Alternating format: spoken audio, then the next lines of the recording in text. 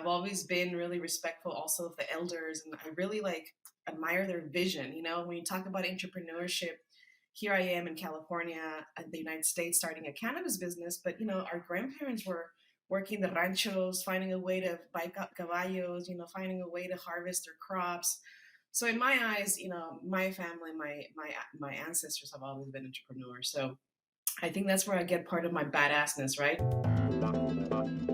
Thanks for tuning in to this episode of I Have Something to Say, where subject matter experts are unafraid and unapologetic about sharing their perspectives regarding issues that impact our lives. They speak up because basically they give a shit.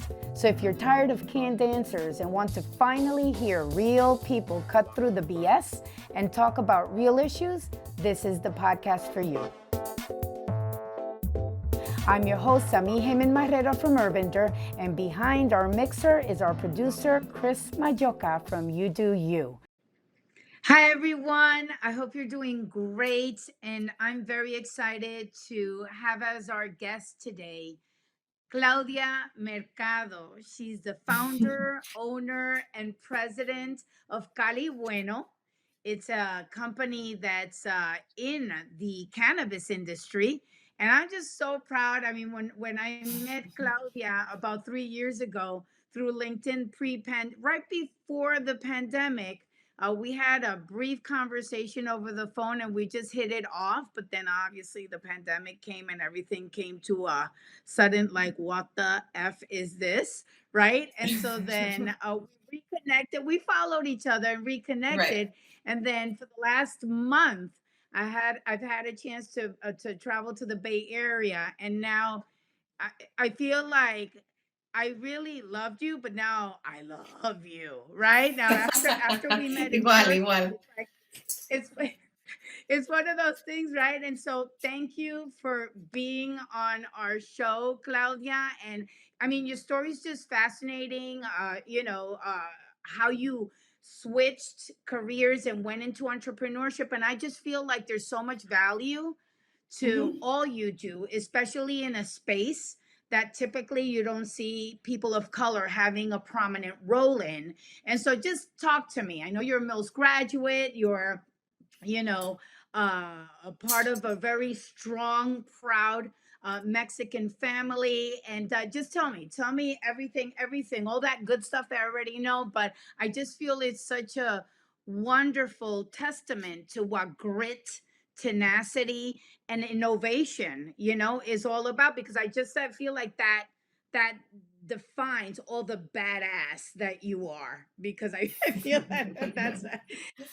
that you Well, personify, right? no, Badassness, so. yeah, no, thank you, Sammy. Well, I'm just following on the footsteps of great leaders like yourself, so I'm honored to be here. And that's really part of my story, right? Like we all follow behind other people that have led us this way in order to, for us to accomplish what we have accomplished. So yes, I'm from Zacatecas, Mexico. I came to the United States when I was 8, spoke no English. I used to watch TV just to I read people's lips so I can learn faster. Because I said, I gotta get this going. I gotta learn English. This whole Espanol thing is not working in this country. So as a Latino, when I came to Oakland, I definitely had my Mexican I wore my Mexican pride in my heart, meaning I'm all about familia. I grew up with my grandparents, grew up with my mother in Mexico, and I've always been really respectful also of the elders, and I really admire their vision. When you talk about entrepreneurship, here I am in California, in the United States, starting a cannabis business, but our grandparents were working the ranchos, finding a way to buy caballos, finding a way to harvest their crops. So in my eyes, my family, my ancestors have always been entrepreneurs. So I think that's where I get part of my badassness, right? Just the grit of every day getting up, working, feeding your family, dreaming big, and also enjoying this world. We live in a beautiful world, planet Earth. And I think just being centered in that of what is your purpose in life? I think that's also been a big part of what has driven me. What's my added value as a human being, as a Mexicana, as a Latina, as a mujer. So that's kind of a little bit how I think, but I like to stay well grounded, just in reality of our existence as human beings here. Yes, yes, totally. And so then you're in the Bay Area, and so tech is like a thing over there, right? Yes, Just in case no right. one got the memo, tech is like a Yes. thing in that region of the world and of the United States. And so you went, you got your formal education, all of that, right, and landed obviously in this space. So talk to me, like, your why did you gravitate towards that? How did you get into tech? And that experience, right, in the corporate sector, like so many of us have lived through that. Yeah.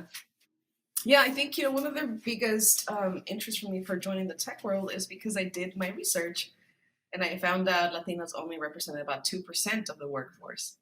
So I've always wanted to be first, and in coming to this country, I understood how this country worked. I was definitely, um, I was definitely able to pick up that Latinos are treated a little bit differently in this country, because as a Mexicana, smart kid, I was expecting the United States to open the world for us. Hmm. And, all of a sudden you realize that a lot of doors aren't open. So, the technology sector was super interesting to me. I'm in Silicon Valley. That's the future, right? I started building a network with other Latinos and I said, wow, there's actually a lot of Latino executives in Silicon Valley. And they're like amazing mentors and Hmm. amazing people like yourself. I want to know more of them. So I Hmm. started building my network and joining Silicon Valley, and I got really inspired by some of what the Latinos were accomplishing, and looking forward into the future. I'm like, what if there was more of us running companies, right? And like having a seat at the table.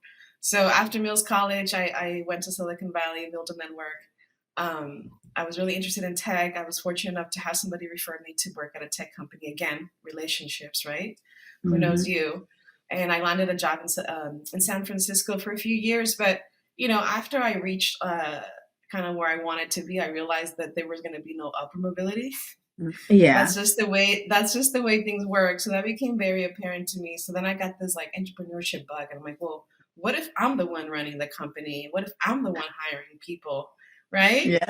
Yeah. What if I'm the one fundraising money and making an impact on the world? So yeah, that was my first taste of entrepreneurship too. Like seeing it firsthand and seeing companies scale, and then having the ability to dream big and position yourself in those situations. I mean, in those seats of power, right? Yeah. So that's my transition into entrepreneurship, seeing other people do it and building companies and being part of that, and then dreaming big, and then actually going out and doing it. So Yeah. Yeah. so a lot of it is being able to have the courage to even think that it's possible for you. Yeah, definitely. And so then tech and then cannabis. Yeah. Why? Why the switcheroo? I know the why because we talked at length about it, Yeah. right? But yeah, I mean, that's ballsy, right? Or gutsy to just shift like that, into an industry that's so new. And back then we're talking what, several years ago. I mean, you've been in this already for quite a bit, no? Yeah. My first really official job in the tech world here in San Francisco was 2010, 2012. Mhm. Uh-huh. Um, and the cannabis didn't even become legalized until 2018. Yeah. So why the change? I think for me, it was really having again that vision of like what comes next in the world, Yeah. And being and the being able to put, first, right? and, well, I and being able to put your finger on it. Like I want to land right there. yeah. But just being in tech and seeing like all this excitement, right? Like these companies are growing. Like there's like when I first joined this tech company, I was one of the first, I think, 70 employees, and then we were up to 200, and then they gave me stocks, and I was super excited.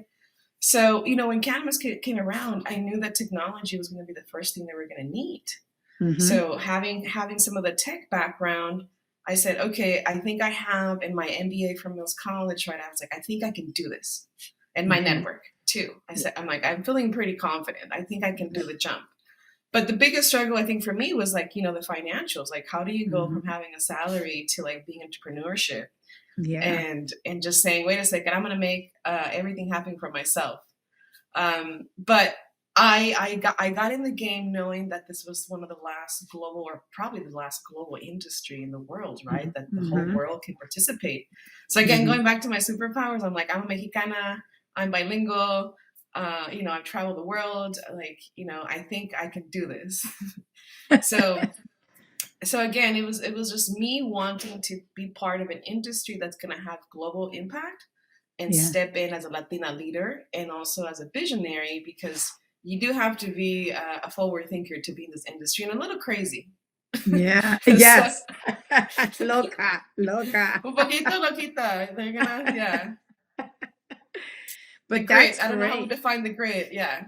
Yeah, no, but that's a superpower in itself to be a little loca, and Yeah. dare, and like it's not even daring, it's just courageous, right? I It's I think courageous. that walking to a space into a space where you don't see people like us is Yeah. very, it could be frightening, but I applaud you for recognizing that you had what it takes, that you have what it takes. Right. You have the educational background and the Right. business acumen from, the years you spent in tech. You have your relationships to leverage. I mean, so it's like the right ingredients to Right. create like the perfect environment for this, for walking into this.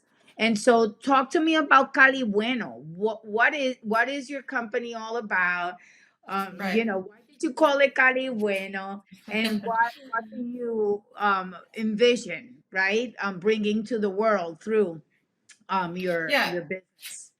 Oh wow, that's a lot of questions. If I miss anything, let me know.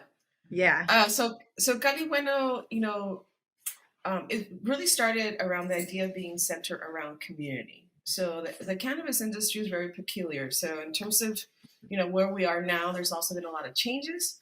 So with Mhm. the cannabis industry, you have the legacy market, which is the operators that have been in the market for years, right? You have families that have grown cannabis for 30 years, actually gone to jail.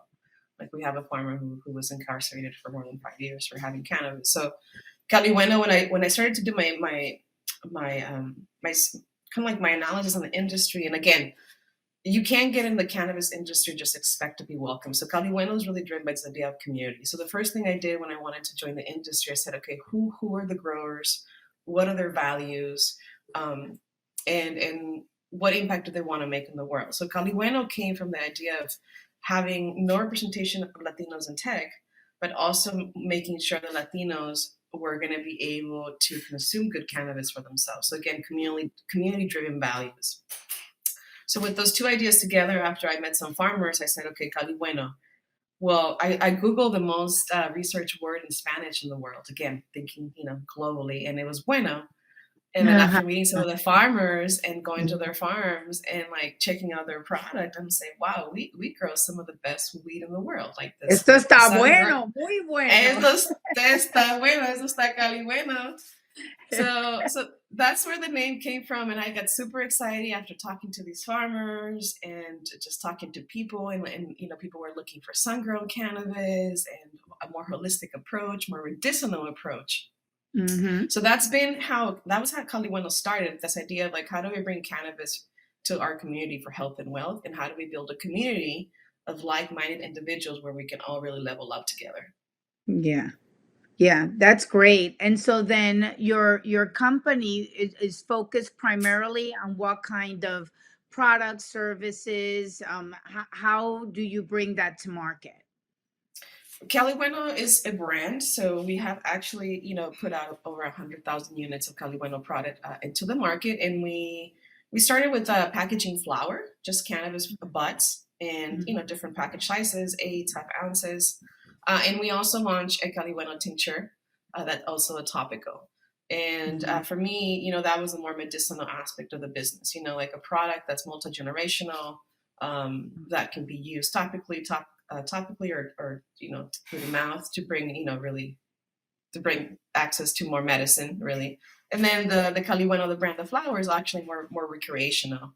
Mhm. um, so that's what we've been focusing on, and in the future we plan on expanding to like pre-rolls and do other products that are gomitas, tú sabes, todo otras cosas, all Yeah, the yeah, other fun stuff. all that are fun and good stuff. And so correct me if I'm wrong, but as I understood it from the last time we were just hanging out this past weekend. So Yeah, when yeah, when yeah, I yeah. came into San Francisco, But I think you mentioned, or did I'm not sure if I, because the music was a little right loud, but that you were one of the first 50 licensees, right? In your region? Yeah, so just to kind of take you to my journey. So in Yeah. 2017, in 2016 I had a tech job as well, and I was looking to see what was going on in the industry, and I knew that there were some states that had issued RFPs, request for proposals Mm-hmm. for technology. So Mm-hmm. that's how I knew it was actually it was coming. So in 2018, Prop 64 actually became law, and I had gotten a building to be able to get a license in June of 2017. So by January of 2018, yeah, we were one of the first 50 licensed distribution companies in the state of California. We got Wow. licensed in January 24 of 2018. Yeah, Bravo. and That's that was like about six huge. months, 6 months of Yeah. preparation just to get one of those licenses. Wow. That experience must have been, daunting, I can imagine, right? And also because the uncertainty building, you'd never, Mm-mm. started a business and doing it at this large scale too, like getting a building, I'm sure that all of the paperwork must have been like, talk about, right? I And have a funny story for you. So yeah. but getting the building, just to kind of touch on that also, I was able to do that because of my network. Hmm. So anybody listening to us right now, I highly recommend it. It's so important to have your community, to have an ecosystem of like-minded people that are going to vouch and validate your dreams. So even Hmm. getting my building, I had a commercial real estate person that I know who's a friend, and they helped me negotiate that. Without them in the table, they would have never like given me this lease. But once I got the lease, the building, I took it as is. I was so desperate. I was like, I'm gonna do this. I don't care. I'll fix it. I get the building. I go in there. We start painting the bathrooms. I get an eye infection. Whatever. Just put some chamomile tea. Get it over with.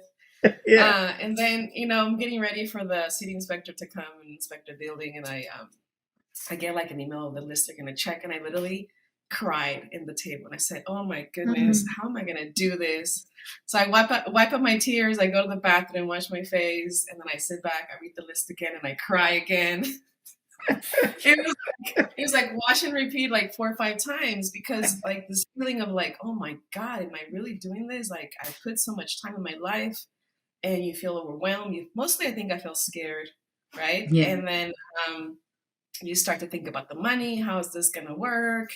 So, but now that I think about it, I laugh about it, because I'm like, oh my God, that was nothing. With what came afterwards, right? Yeah, what came Exactly. afterward. But, even crossing, once you cross the line, you definitely have second thoughts about going back often. You're like, Yeah. maybe I should just stop now. This is too Yeah. hard. Yeah. I can't do this. So all these doubts start to come in. Yeah.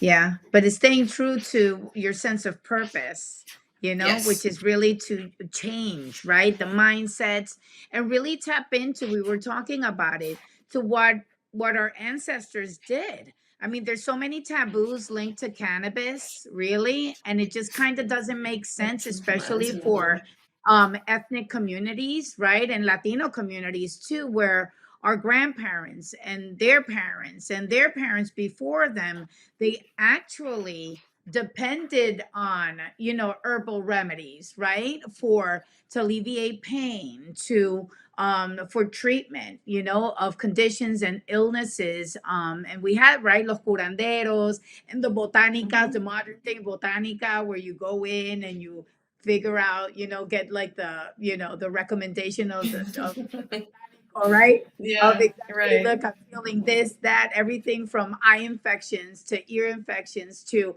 like you mentioned, like the topical ointments, right, for joint right. pains, and I hear it's very effective. And so, do you see, especially with the growth of the Latino community here in the US, right? The numbers are there, and it's just going to continue to increase. Do you see our community experiencing a mind change, or how do you see Calibueno being a role, or playing a role in this shift in mindset in terms of the cannabis industry and its impact, on our daily lives? I think Calibueno will be a catalyst for change, or will continue to be. I think we've been a catalyst for change, and I think through these conversations and people, hearing our story and really thinking about the value added of cannabis to the Latino community, I hope that the perception changes, but also that politicians start to use cannabis as a way to nurture and help our community, right? Because we know it's been the opposite, right? Yeah.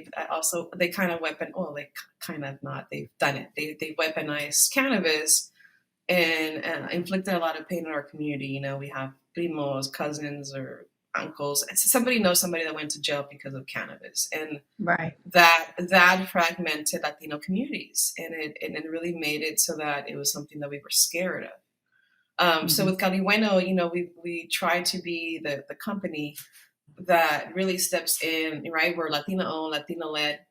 So our message is like we're not trying to fake the funk. Like we are the leaders that really are looking out for the best outcome for our community. So with that said, we hope to continue to be an example of the kind of products we put out in the market. Our flower, for example, is sun grown. We support small craft farmers, which are like the small farmers that are living up in the hills of Northern California, really taking care of the earth, right? Again, we're those those leaders that are here to protect Mother Earth. And our tinctures, they've been very effective. I'm actually realizing that people now come to me for help. So I usually tell them, like, I'm not a doctor, Mm-hmm. but we do have a product where we have a lot of people using it that give us consistent testimonials, Mm-hmm. and this is what I've learned from them and what I learned from me using it. So I try to be like an agent of change, just by being also a person that people can reach out to me and ask questions about cannabis. Yeah. And a lot of times I get help when people are in pain, right? Mm-hmm. So like this idea of like, how do we get this to more people before they are in pain, so they know it's something that's part of like their daily routine. The Yeah. challenge there is that cannabis is not accessible. A lot of times these products are made by companies that don't have consumers really interest in mind, so they're just in it for the dollar, so they might actually be creating harm. So it goes back to like, who are Latinos going to trust? And I hope they trust me, because it's been a passion of mine in terms of like, how do we really nurture our community so that all generations are healthy? Yes. Yes, totally. And they have equal access In equal to access, yeah, to exactly. what they need. Yes. And so I know you talked about, the challenges of, navigating fear, right? And the uncertainty of entrepreneurship. And then also the financial aspect, right? What are some other challenges that you face, as a Latina in business, as a Latina in your Mhm. industry, that you think have been like an aha moment or learning experience once you got through it, right? And then what Mhm. the challenge and then how you overcame it, that you could share with us. Well, I think a lot of entrepreneurs face this, but Latinos, again, we face it. It's it's more for us. So in terms of like Latinos being funded, the numbers are really low. I think we're down to like Mm. maybe we probably get less than 1% of all VC money, Yeah. and we're talking, Yeah. billions, trillions worldwide. So as a Latina entrepreneur, the odds are kind of stacked against you too. But it's also what I've learned is that even things like fundraising and the whole process, it's like a language we don't know. It's like me Yeah. learning a third language, Mm. you know? So like Yeah. I made a lot of mistakes, and now it's been about 5 years that I've been doing this. But one of the things that I would have done differently is I would have taken the time to really speak that third language Mm. and learn how fundraising works and how that process works, because I came into the industry bootstrapping it, and I'm still bootstrapping it, and I'm in the process of of learning really again how to fundraise and put our next business plan in action. But um, if you don't know how to raise money, then you're gonna be like con un barquito así trying to paddle, and Yeah. like you think you're actually making moves, but you're just staying still because the ocean's so big you actually can't make any waves. Right. So I think for Latinos, or for me as a Latina in this industry, is the biggest challenge. And I did get approached by some investors, and at the end of the day, they wanted to go with with other entrepreneurs that were more bold, that had more vision, in their eyes, mostly Caucasian men, right? That they Yeah. feel comfortable, that they actually believe them they could do this. Yeah. So this is the other thing, that people actually believe we're capable of achieving greatness. So I'm here to Yeah. prove that fact is true. Yeah. And I have no doubt that you will. So yeah, but in terms of like, again, going back to my mistakes, so definitely not having the right capital has been challenging. There was times where we had to get our product tested, and even paying for testing $600 was a lot of money. It was like a challenge, right? Paying your rent, paying your employees. And I think I've mentioned this to you, but the cannabis industry is very dangerous. So we were actually burglarized, unfortunately, 3 times. There's really no way to stop these criminals. You can only slow them down. So even taking that hit financially, back in 2019, the first time we got broken into, we lost about $90,000 of product, a Wow. farmer's product that they had Wow. trusted me with to bring to market. So, again, community. So I wanted to make sure that my name uh, was validated in the industry, and I was somebody that they can trust. So the only option I had was to pay them back for their product, even though we never Right. sold it and it got stolen. So Yeah. like that was a huge financial hit on the company, Yeah. because we were just getting started, and now we had to like pretty much put all of our money back into paying the farmer. So things like that, how do you bounce back emotionally, um, monetarily, and how do you keep yourself above board, even Yeah. though you feel like the boat is sinking. And it's been like that too, because the if you know this, I mean, the industry's new, so nobody has done this, right? Hmm. So the state was constantly changing regulations. Oh wait, we actually didn't mean to do this, and now we're going to change it. So the laws Yeah. were changing. The city was changing things. So you're having to deal with like this like super dynamic equation of like local, state, federal, and then cannabis. Yes, exactly. And then I can only imagine it must be so difficult to find a mentor because it's new for everybody that's in the space too, right? So Yes. then how Yeah. how do you even, right? When you first the competition mindset, right? You have to Yeah. contend with that. But then also if everyone that's in the space also has to navigate all of these changes, then I mean, who do you turn to? It's like you're almost establishing the blueprint as you go, right? So Exactly. that's wow. I hadn't thought about that. Yeah, so Yeah, that's that yeah. I want to touch on that. That's interesting because nobody has done this, even the state, right? Yeah. Like Yeah. literally, this is the first time we do this. So I would say that, how did I manage that? I want to be very transparent. Like this is not something that you get into and you just do it as a hobby. Like for the first, until last year, I was working like 16 hours, 12, 16 hours. Like, I Yeah. was up till 2, 3 in the morning. You get up, you do your work, and like 7 days a week, like you're hustling, hustling, hustling nonstop. Like there was a year I didn't even see my friends. They're like, "Are you okay? Do you like not like us?" And I'm like, "I like you very much, but I want to have a good future so we can all hang out."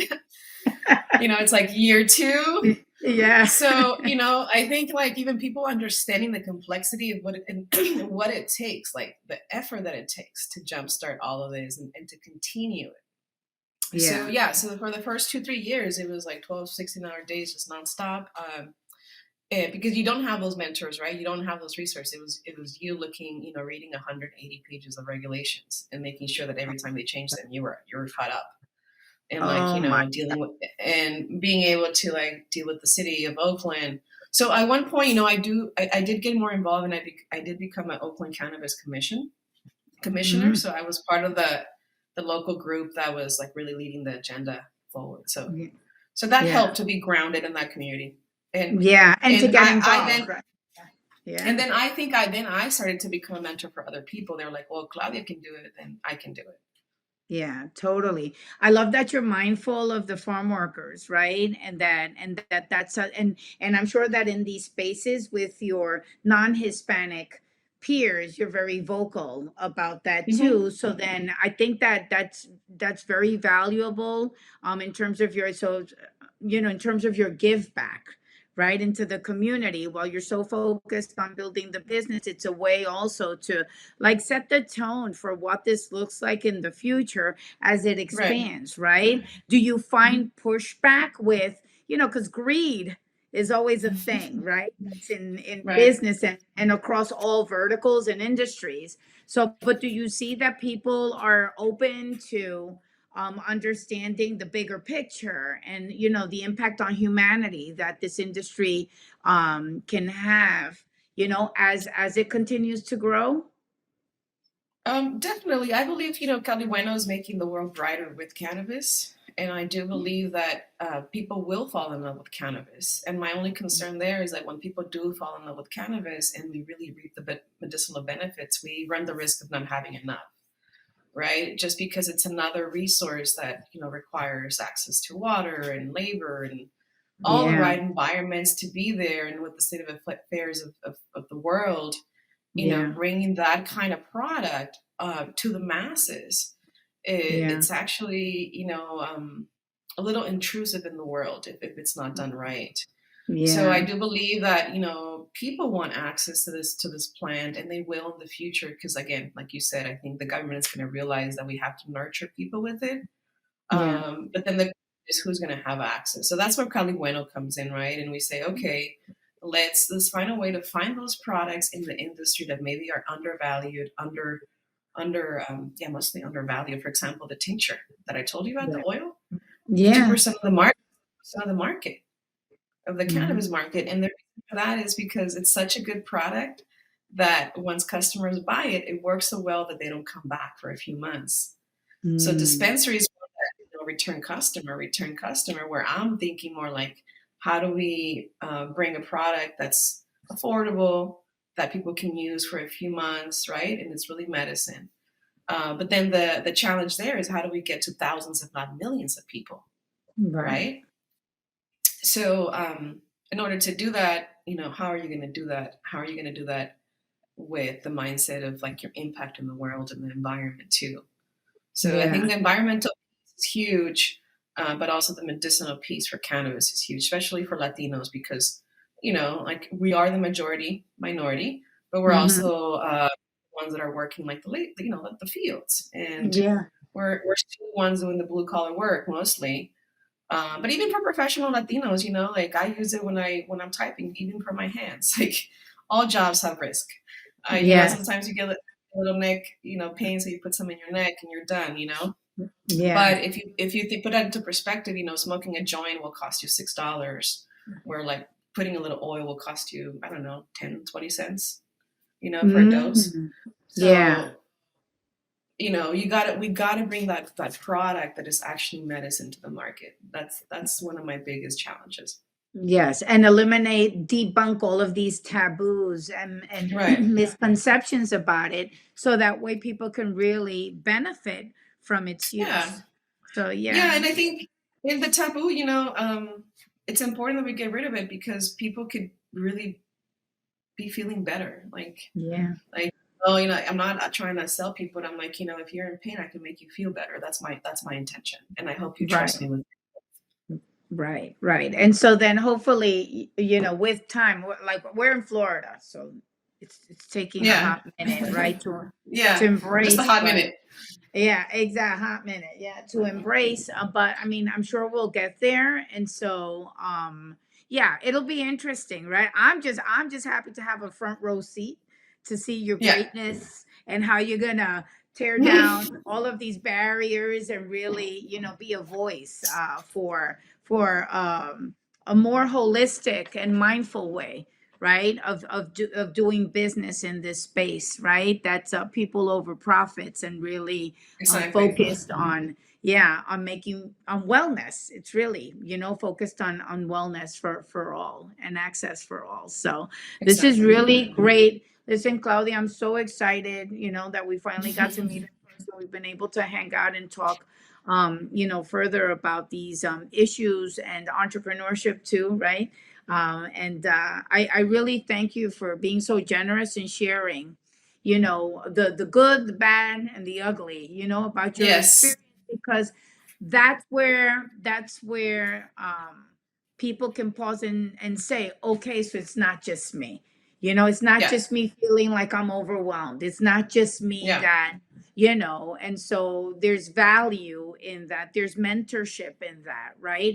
And being able to see yourself reflected in somebody else, even if it's a new age, even actually even more so, because it's an industry that women are really not you know, in how do you say, leadership roles, right? Much less Yeah, Latina, much less Latina women, you know. Also, compared to many CEOs, you're fairly young from a generational standpoint, right? And so, there's a lot to that, right? There's a lot to that too, that I feel that all of these intersectionalities help in people seeing themselves reflected and knowing, bueno, si ella yeah, lo hace, if she could do it, I could do it too, right? And she's working against a exactly. lot of other bullshit, right? Like regulatory and the 180 pages. I don't even know how you do it. Like, I haven't had to deal uh, with that yet, right? So, you know what I'm saying? yeah, So then I said, coño, si ella lo hizo, she did it, then, what I'm doing, yeah, it's challenging, but I guess if I line up my ducks and surround myself by like-minded people in my tribe, it's all gonna be okay, right? exactly, exactly. No, you hit it. I mean, what you said is perfect.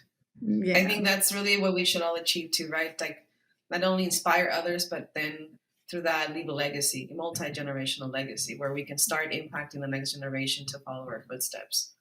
Yes. In all of these topics, right? Including Right. saving Mother Earth. Yes. Yes. Yes. Yes. So Very listen, important Claudia. topic. Yes, exactly. Well, listen, Claudia, this was wonderful. Thank you Thank so you. much. I know this is not going to be the first time we talk Yeah, let's about come this back. Let's come back. topic. Yeah, but I think it's just important, to showcase, what can be done, and that way, when we connect again and do the follow up, we can talk about, how we're moving the needle, right? How you're moving the needle in this space, and we can celebrate together, the Sounds good. successes for the community and also for Calibueno. So thank you so much for spending this time with us. Thank you so much for the invite. Look forward to our next conversation, Sam. Ciao, un abrazo. Ciao. Bye. Un abrazo. Bye. This concludes this episode of I Have Something to Say. We want to thank you for tuning in. Don't forget to tell your friends about us. We're on Spotify and iTunes as well. There's more to come next week. And remember, if you have something to say, it's time to speak up.